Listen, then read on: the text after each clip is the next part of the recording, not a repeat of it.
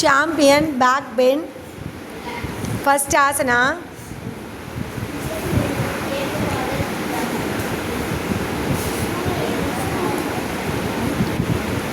relax. Second asana,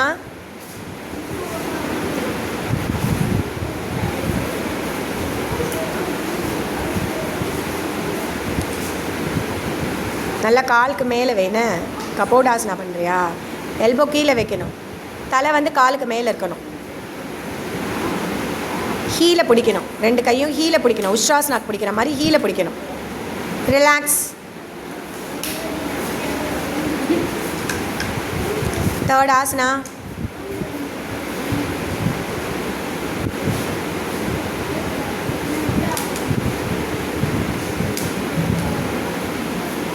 relax. Opposite side turn பண்ணி பண்ணணும். சரியா? நமஸ்காரம்.